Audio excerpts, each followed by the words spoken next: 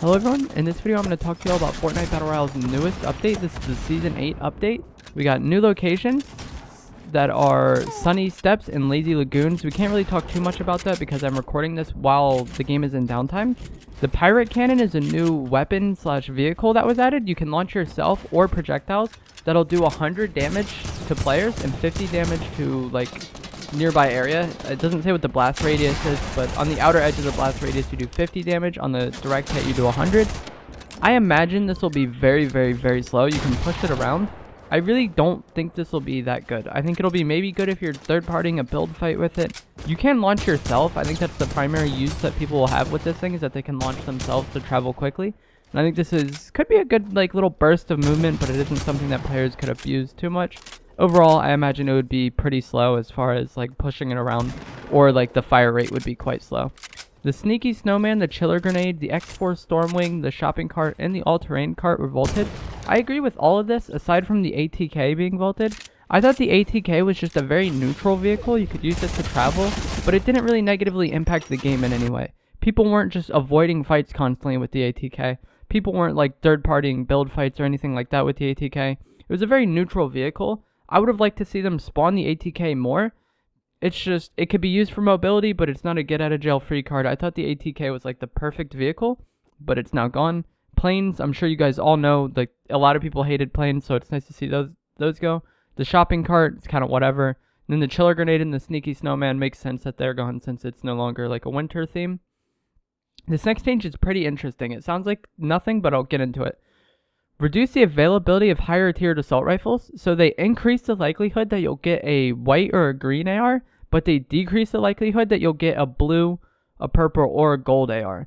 This sounds like whatever, because rarity of assault rifles isn't the biggest deal to me. I think as far as weapons go, the AR rarity matters the least. However, if you're getting more common and uncommon assault rifles, does that mean you're getting more infantry rifles, since it's one of the two options that exists in common and uncommon? Just the normal AR and then the infantry rifle. Those are the two choices there. So I don't know how I feel about this. The infantry rifle is not a good weapon, and a lot of players are already getting it way too often. So if we're going to be getting more common and uncommon assault rifles, are we going to be getting more infantry rifles? I don't think that's good. I don't think people want to use the infantry rifle too much. It seems like a weapon that a lot of players want to avoid. So we'll have to see how this plays out. Lava has been added to the game. Lava will deal 1 damage per touch and will cause players to bounce off the surface. Watch out. I imagine this will be like when Loot Lake had that purple effect after the cube went into it. Volcanic vents will boost the players and vehicles into the sky in a gust of hot air. I assume you would avoid fall damage, but it doesn't say. So there's volcanoes on the map now, and these are going to erupt, and the vents can push you. I assume this will be like a way of traveling. Once again, way of traveling, but imagine similar to how the corrupted areas had those vents. I imagine that's how it'll work. And then the lava dealing 1 damage per touch. Does that really matter? 1 damage? In the grand scheme of things, not too much, but we'll have to see how it plays out in-game. How does it destroy builds? Things of that nature. Party Assist was added. Prior to a match, you can enable Party Assist on a daily or weekly challenge to complete it with the assistance of everyone in your party. Party members are able to provide progress to the selected challenge in addition to yourself. And this functionality does extend to fill players if you're playing in those game modes. So people can help you complete your challenges. Not a big deal to me. It's kind of whatever. Challenges will now automatically complete once you complete them and you return to the lobby, which is, once again, not that big of a deal. It's just kind of alright.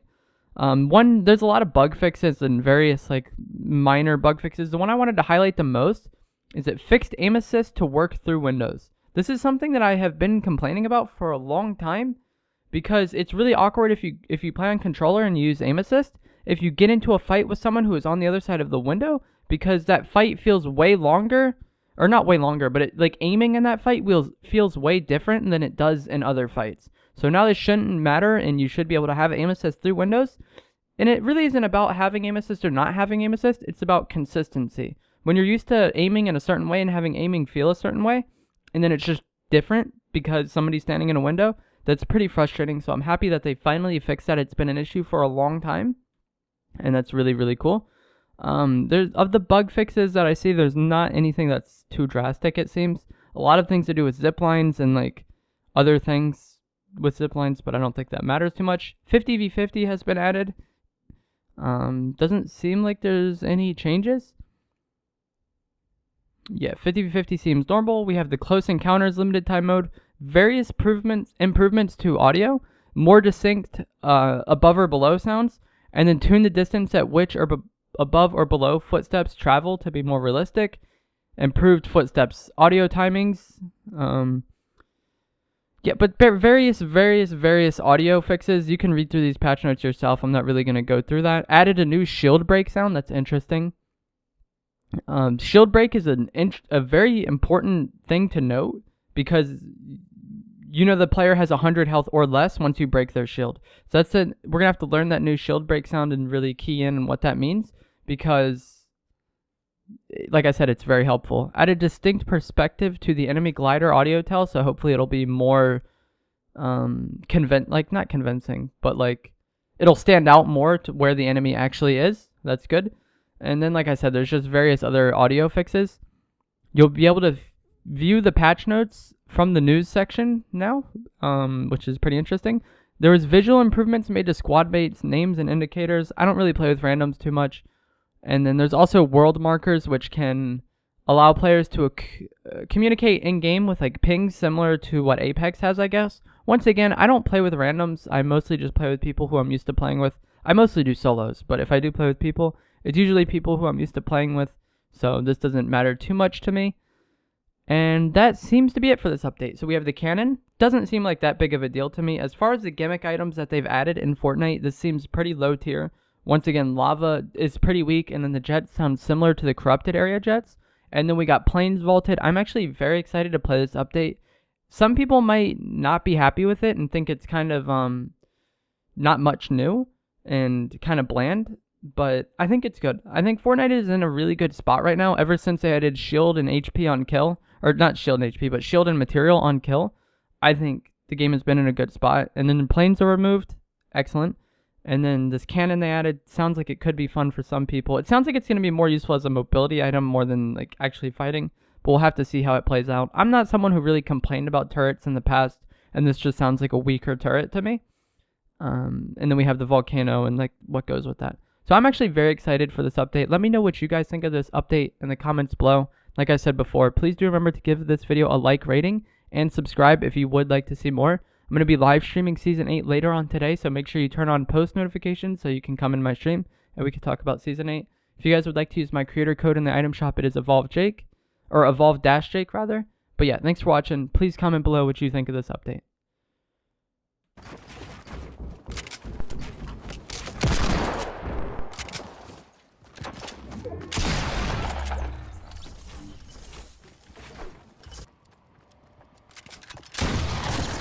L7.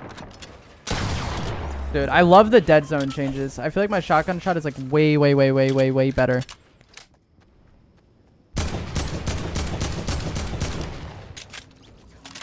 I'm so bad at shooting players ballooning. Rip, he's dead. We got 5 opponents remaining.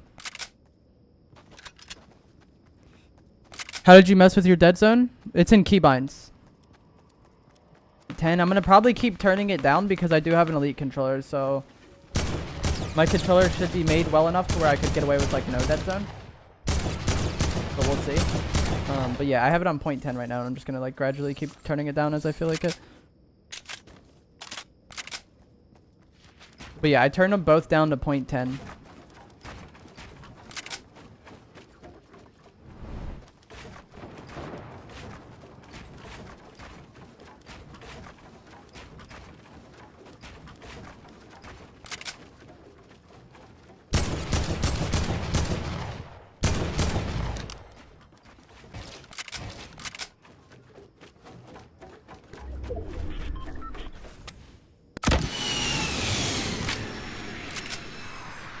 Oof, rip him, dude.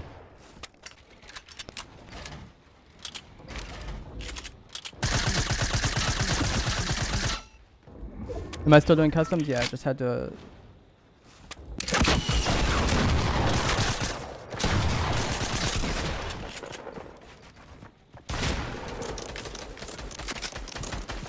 Finally, bro. You're so annoying. Really just turtling forever when he was so weak. Let's get some GGs in the chat. And if you guys have not already, please do remember to drop a like on the stream and subscribe if you would like to see more. I live stream Fortnite Battle Royale every single day.